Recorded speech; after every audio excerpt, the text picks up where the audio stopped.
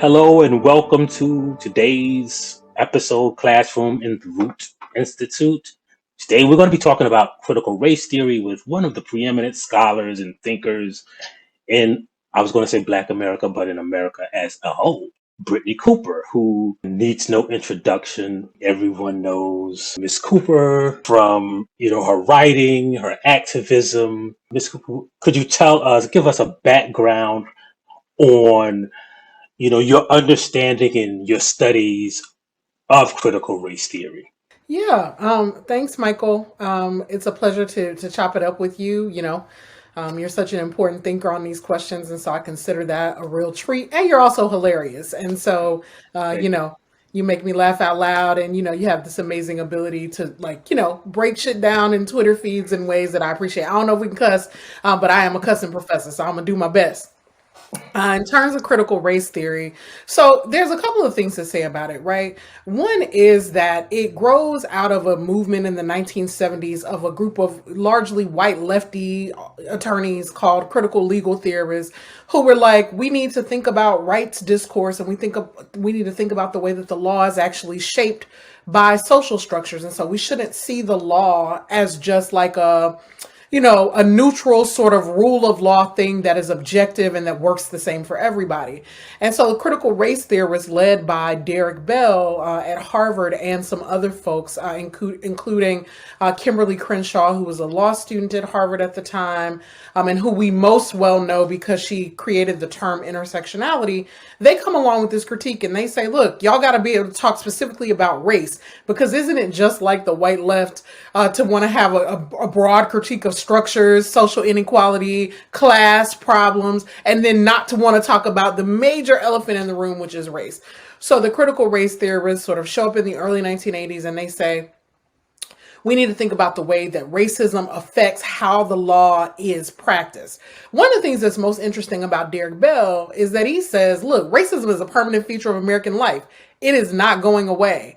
And I think that that is super interesting because I think it's a question that we should ask ourselves more often. Like, what do we believe about racism? Do we think that it's actually a thing that can be conquered? Do we imagine a world in which it doesn't exist? Or do we do like many critical race theorists and say, this country was built on racism. Racism is going to exist as long as America exists. And so knowing that, then how do we sort of, situate our struggle? And so that is like one of the core questions whenever I, teach critical race theory in my college classroom in particular, that I try to have with students, which is what is their view about what is going to, about what we do about racism? And are they of the more liberal view that we can legislate it away and we can march it away? Or do we think white people gonna just always be like this and our job is to like hold back their ability to do the most harm? Right, right. And one of the things, along with what you said, is it's important to know that Derek Bell or the scholars that we recognize as kind of the foundational people in critical race theory didn't sit down and say, we are going to create this thing called critical race theory. What they did is just approach, in this case, the law from the perspective of race and how Black people see it in this country.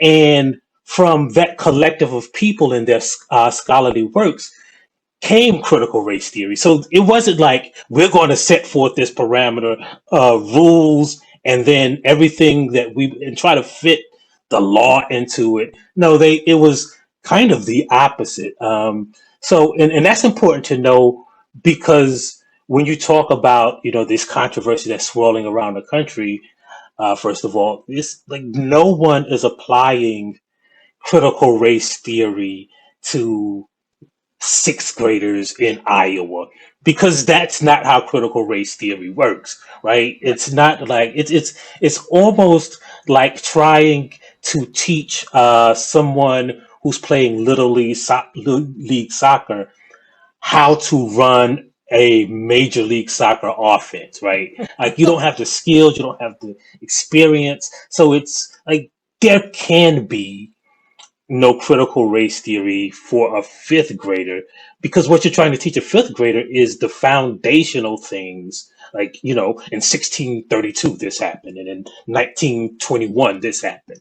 So, like, critical race, like, it's almost impossible because they don't have the thing that is used to dissect in what they're fearing is history, without knowing history. So you can't really teach it. And Yeah. but what I'm interested in hearing from you, because like you're one of the people who are, who don't bite their tongues about this. Why do you think this controversy bubbled up? Because it's not like critical race theory is just something that people just started doing like last year or 2 years ago. Why do you think it just swirled into the public consciousness recently?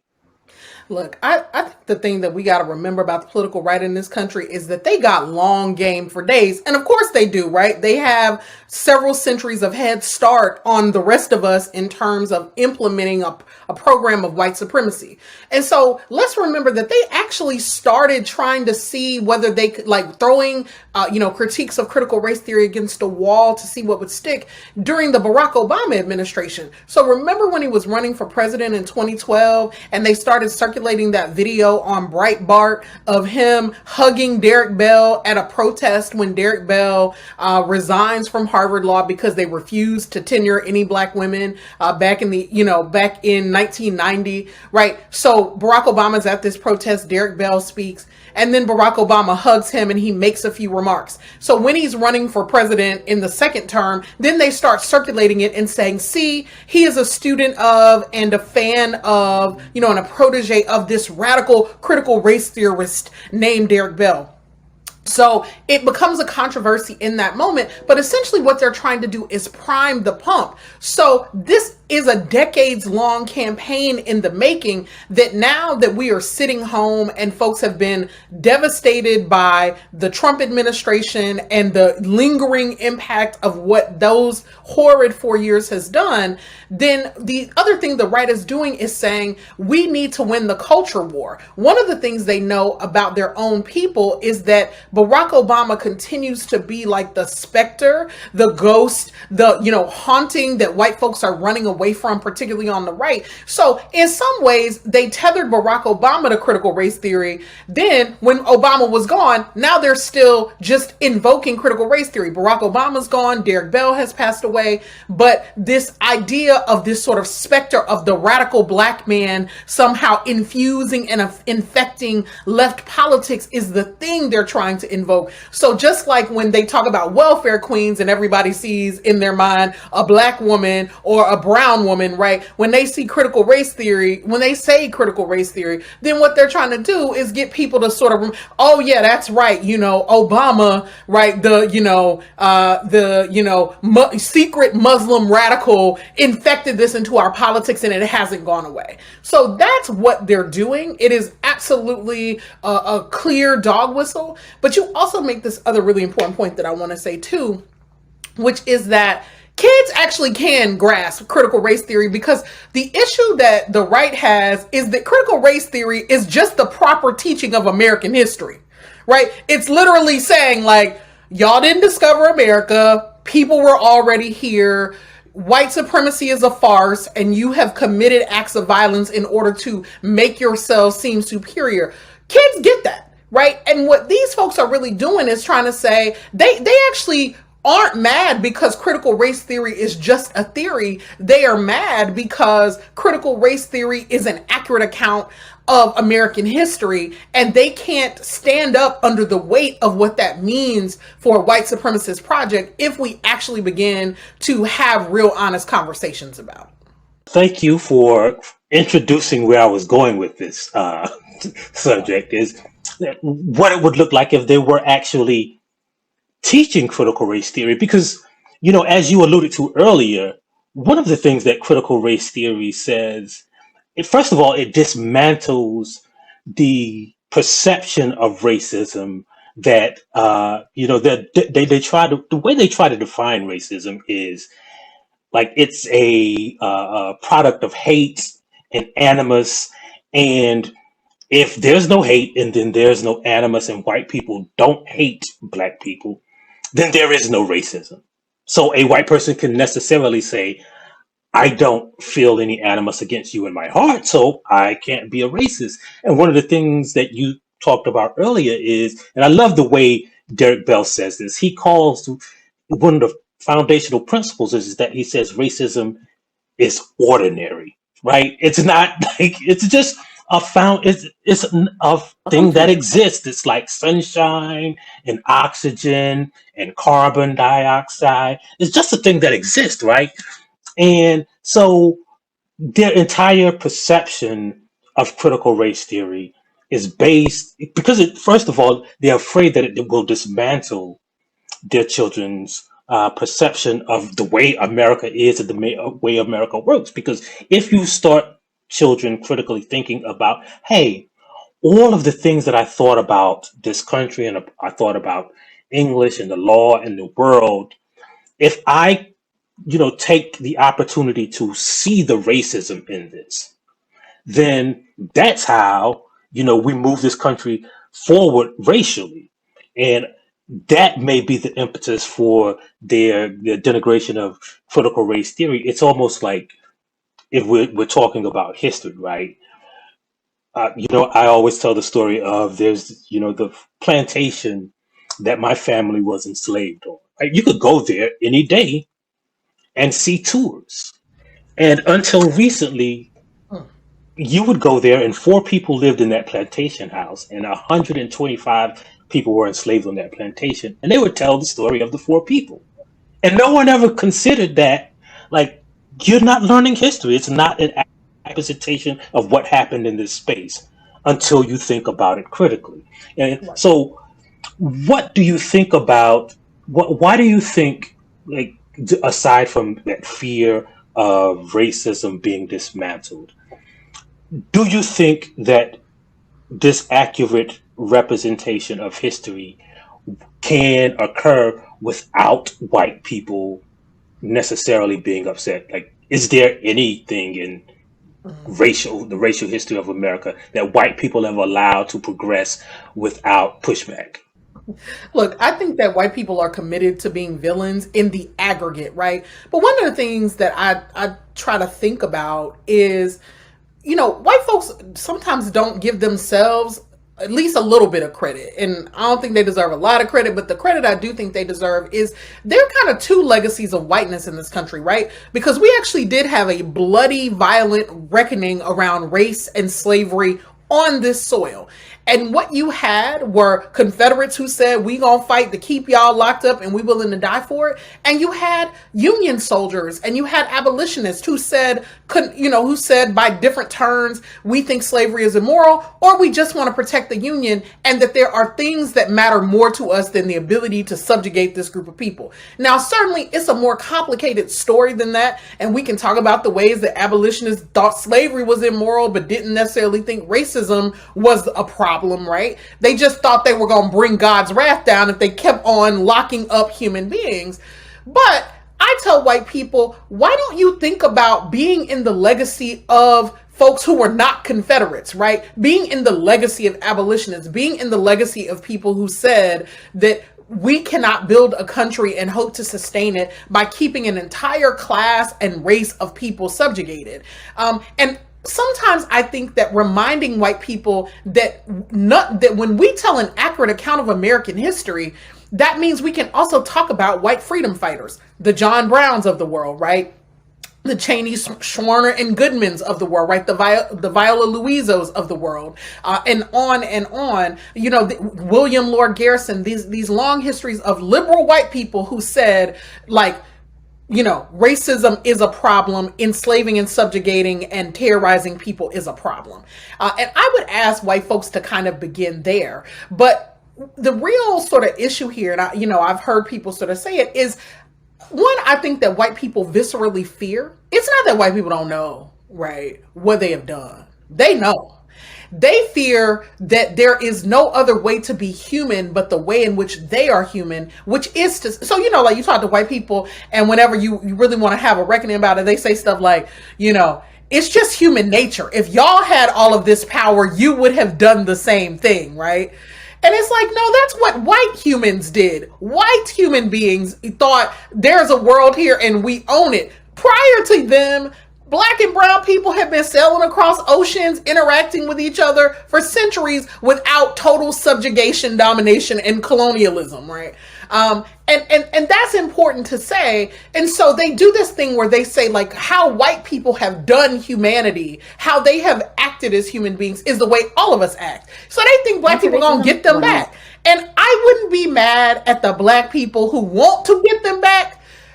But what I believe about Black people is that we have seen what a shit show this iteration of treatment of other human beings means, and that my hope is that we would do it differently, you know, in the moments when we have some power. We will not do it perfectly, but I do think that all of us can sort of agree that a politics that says like there are superior and inferior human beings just isn't the way to go. And that's the thing that white people don't trust us to do, because they are so corrupt. You know, their thinking is so morally and spiritually bankrupt about power that they can't they fear viscerally, existentially letting go of power, because they cannot imagine that there's another way to be. It is either that you dominate or you are dominated. And isn't it sad that is spiritually who they are, and that they can't imagine a sort of more expansive notion of the world? If you think about that, right? Then what are the options, right? So on one side is they come around to the majority of human beings on the planet's way of thinking and say, hey, there is another way to think about power and the sharing of it and the way we exist in the world and relate to each other. But that all automatically means you got to give up some of the shit you got, right? Like it just, that's part of it. Like you can't hoard and be a kind of a rational, giving human being on the planet. Like no other societies in the world kind of work like that. So they're going to have to give some shit up. And again, if the basis of white thinking is that hoarding of power, and that is essentially how they define humanity and the human existence, then they will have to give something up. Or they say, fuck that, and we're going to keep all of this, because if I got to give it up, then I might as well resort to whiteness and try to hold on to this little corner of whatever we have for as long as we can get. So if you look at those two diametrically, those two choices, what should we expect, right? Like, because I mean, the only other alternative is a radical change of consciousness. Look, I mean, first of all, what kind of question is that? Because there is no answer that is sufficient. Like, the thing I want to say to you is we got to take these motherfuckers out. But we can't say that, right? We can't say, like, I don't believe in a project of violence. I truly don't. Because I think in the end that our souls suffer from that. And I do think that some of this is a spiritual condition. So here is where I land most days about white people.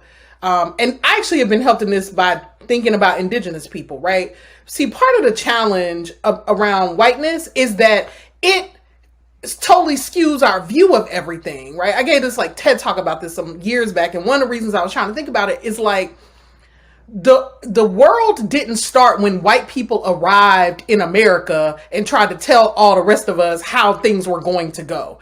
There were people out here making worlds, Africans and indigenous people being brilliant, and, libraries and inventions and, vibrant notions of humanity and cross-cultural exchange long before white people showed up being raggedy and violent and terrible and trying to take everything from everybody.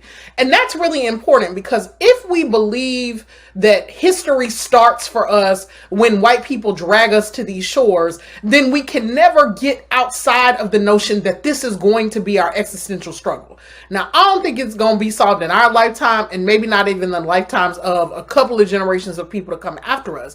But I do fundamentally believe that things that have a beginning have an ending.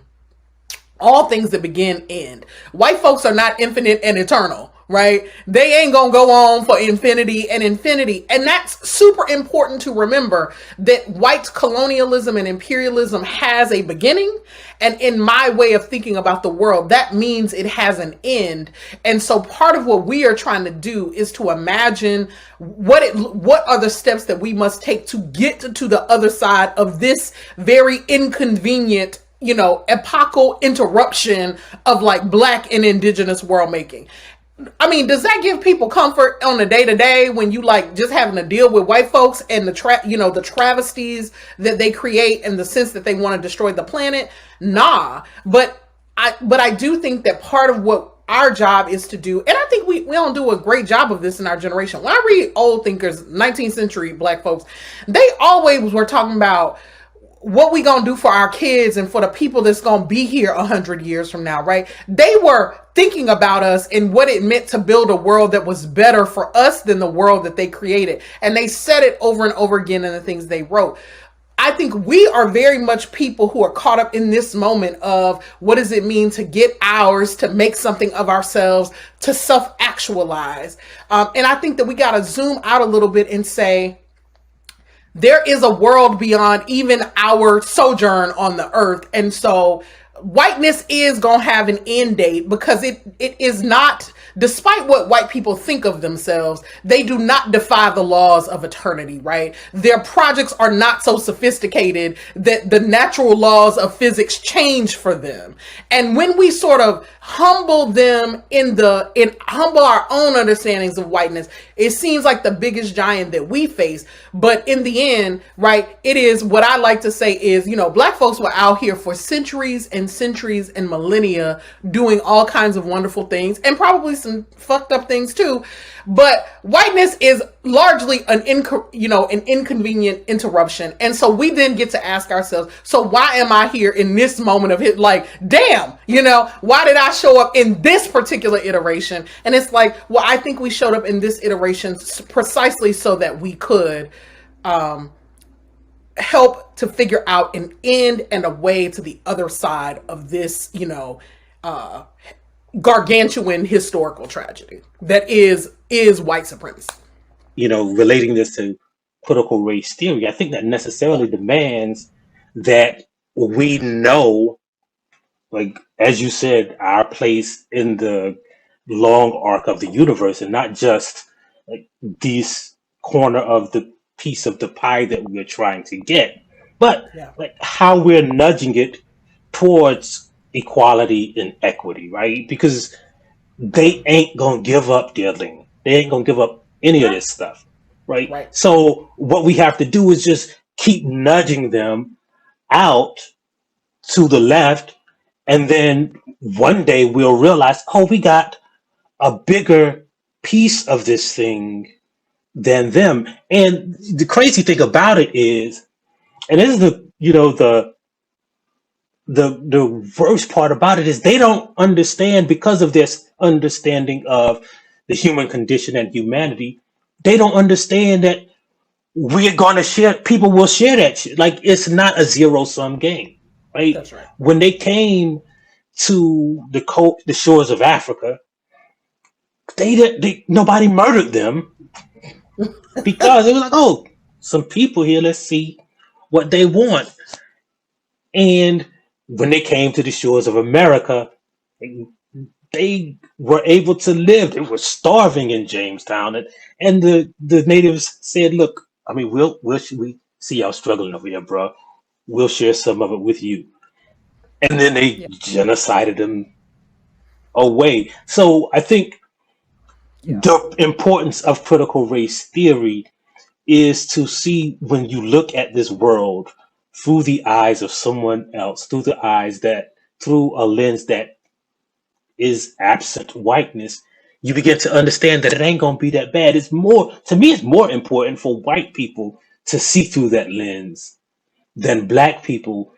And if they do, they will fear the changing world and the changing demographics of America less than, what Ted Cruz fears is going to be a radical redistribution of whatever he thinks we're trying to take from, fourth graders in Oklahoma.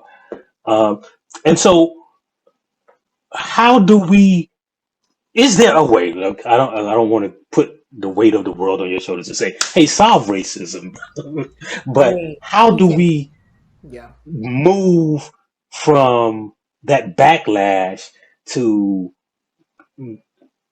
allow them to understand? Because they're always, as you said, they're good at planning, and so they're always kind of like 10 steps ahead in what they're going to demonize it. They're demonizing it before we even get to, the chance to teach it or the chance to push people towards this truth.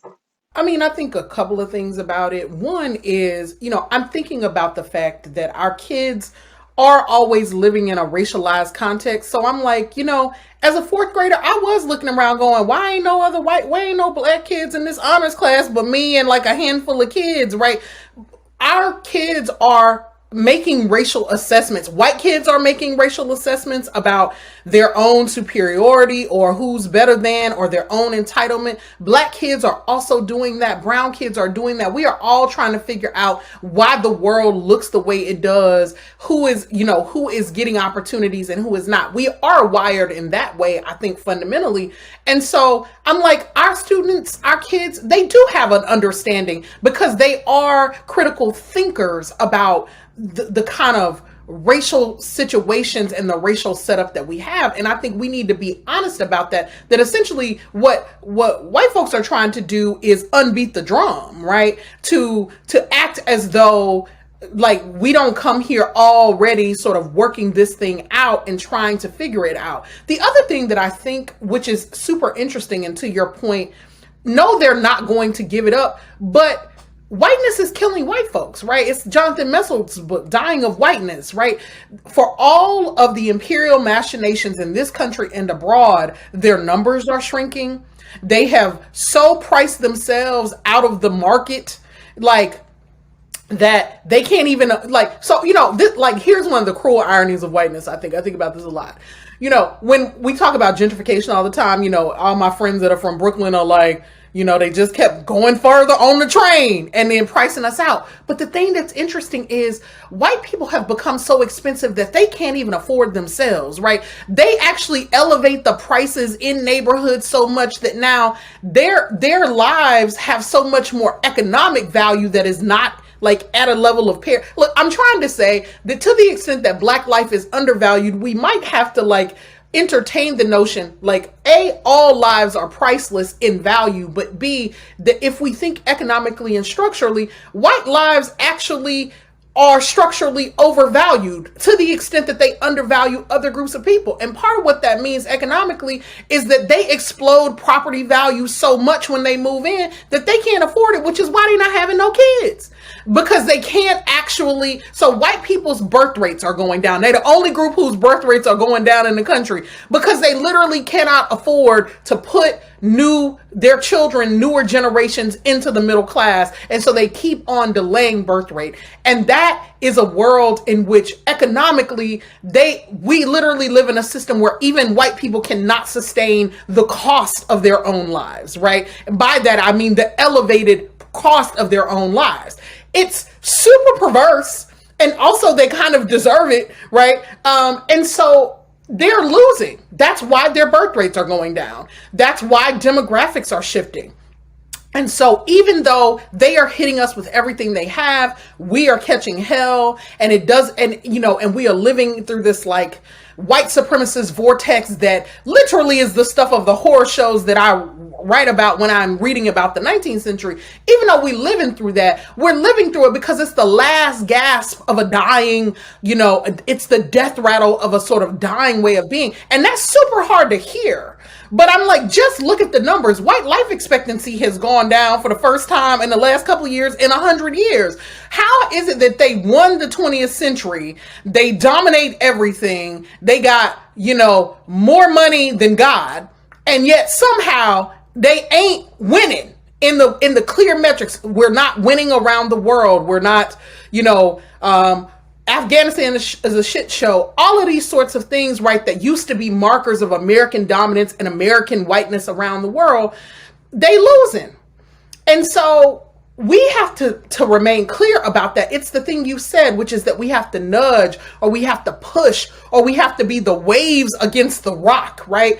The waves win, right? They win. The rocks wear down. The waves keep on coming. And sometimes they don't feel that way because the rocks are so jagged, you bleed, it hurts, all of those things. But when we look at whiteness in a total assessment, for all of the effort that they are putting in to dominate absolutely everything, the return on investment continues to diminish in every generation. And so, so that to me says that we got to keep going. And critical race theory says that. Derek Bell says that. He says, look, our lives will be lives of struggle. And in that, there is hope, because we come here knowing that, right? And that's why when you see those memes of little black baby girls, just being like, and it's like they come here just knowing we already know. we know. And so that is our fight. And it's not just, but it is what it is. And then our job is to struggle because I do think like that there is better coming, even if we don't get to be the generation that sees it. I guess what you're saying is whiteness is GameStop, right? The stock is worth more than the company. That's right. It's a pump and dump scheme. Absolutely. Yeah. Yes, indeed. So, one of the most reassuring things about all of this, right, is that like all of this collective effort and hysteria and white women showing up at school board meetings, the one thing that we can be sure of is that we're prepared for it, right? Like they ain't doing nothing. All of the schemes that they come up with,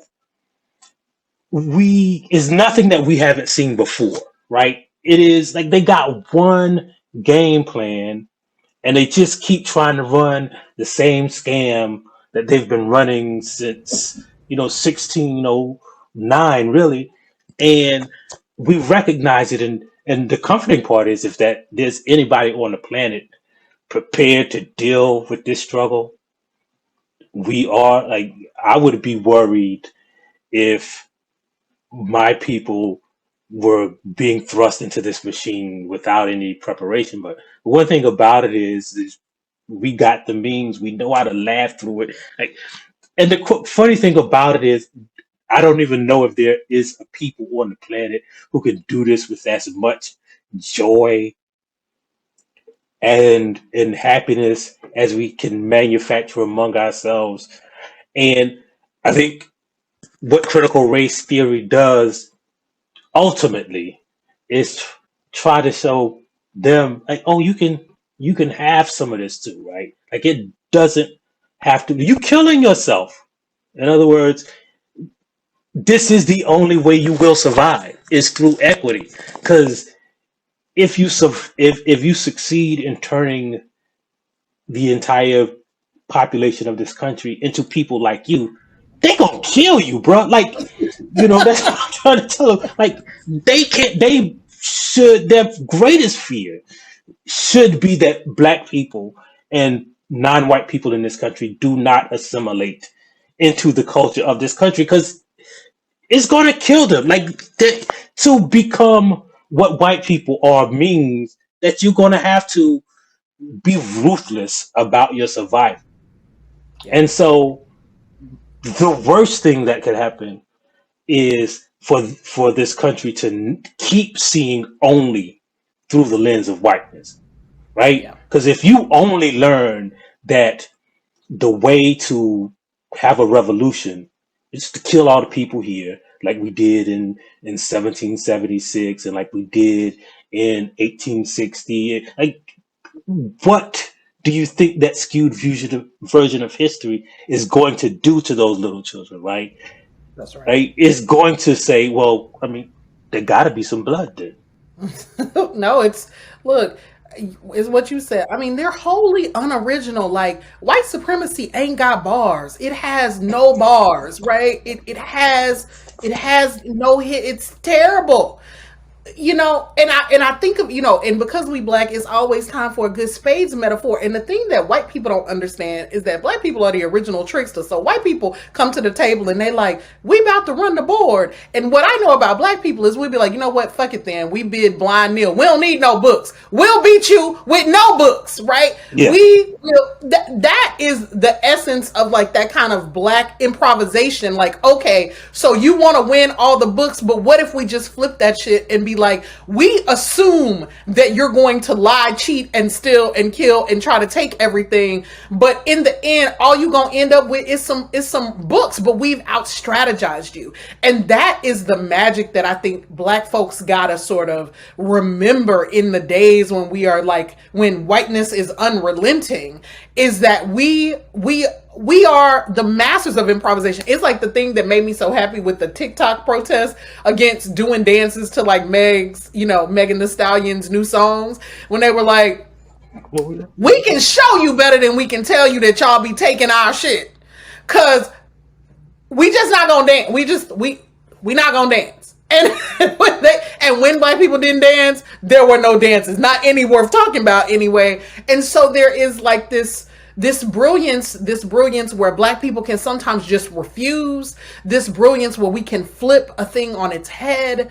And that does give me joy and often leaves me on the floor. And the other thing that I think too about it is like, we have democratized the ability to like, I love the things that we do with tools. So the reason I, began by saying like, I love what you do with Black Twitter, what you do with Twitter is because it is one of the most like, it's part of like this most innovative project of the moment of the 21st century. The way black people were like, you gonna let us just have virtual cookouts every day with each other? We're gonna make this democracy pay for that. You're gonna let, black democratic practice be broadcast to the world. We can just access it at the tap of a button.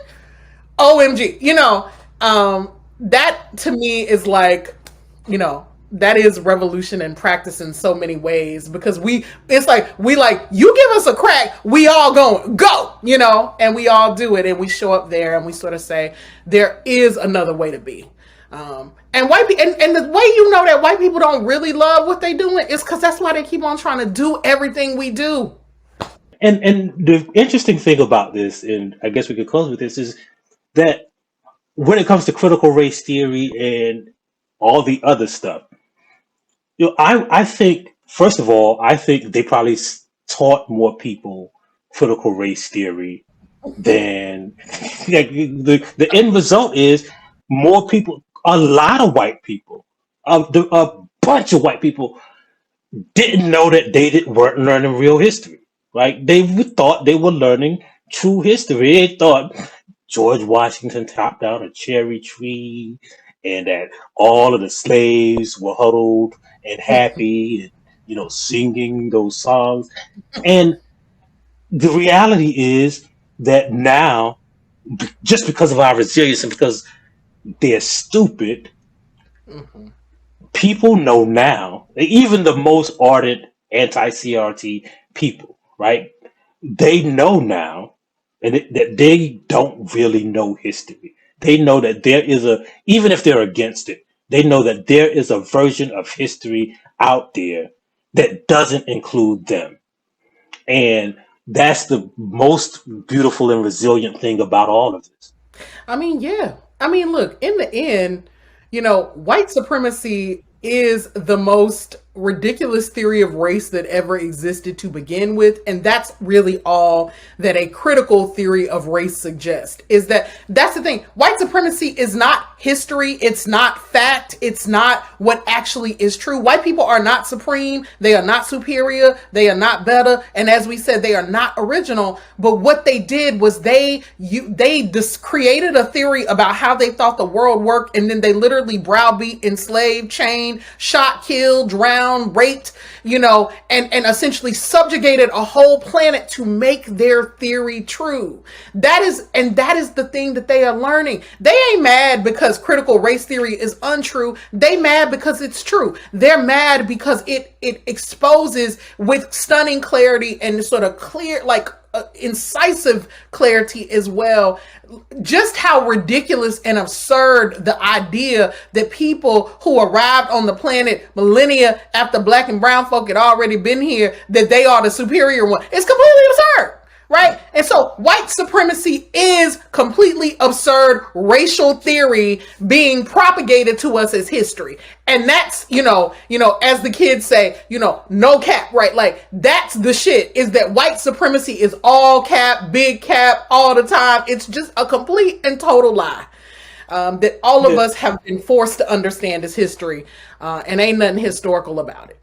Right. It is totally absurd when you think about, like, you could go through the laws and see, oh, they had to get together and pass laws to keep us from reading. And they say we don't value education. They say we literally built a country for them for free. And they would have you believe that we don't really value hard work. Like, it's so absurd at its face, right? Yeah. That it is like, I wonder if they tire themselves out just trying to maintain this stupid ideology that nobody could believe if they even scratched the surface. It's like Frederick Douglass was out here tricking the white kid that lived on the plantation with him to teach him the letters, right? I bet I can learn it better than you. And the white boy would be like, you can't learn what an A is. And Frederick Douglass like, hey, you know what I mean? Like, they're not even smart. But also, I think about it in this moment, and I think we just have a responsibility to say this thing too. It is the Mather family, Cotton Mather, Richard Mather, all them up in New England in the 1600s. They had a smallpox epidemic. Ibram Kendi talks about this in his book. The slave who they named Onesimus after the slave in the Bible survived the smallpox epidemic. And so one of the Mather dudes comes to him and says, I heard that you got like a secret way of surviving smallpox, right? And he's like, oh yeah, back in my village, we used to inoculate people by making a little cut in the skin and giving people a little bit of dip of the virus of the infection, and then they would build up immunity. We introduced inoculation to this country. We introduced the concept of vaccination to the New Englanders who were being taken out by their own diseases. And so it is so amazing to me that we have arrived at a moment where black people are like, we gonna get on board with vaccine skepticism. No. Critical race theory tells you in its proper account of history that our own people, because, I think it was Richard Mather, he says to Onesimus, like, well, where did you learn this? And, Onesimus said, oh, we've been doing that for hundreds of years. Like, it wasn't even no. It was old science and old medicine. Our people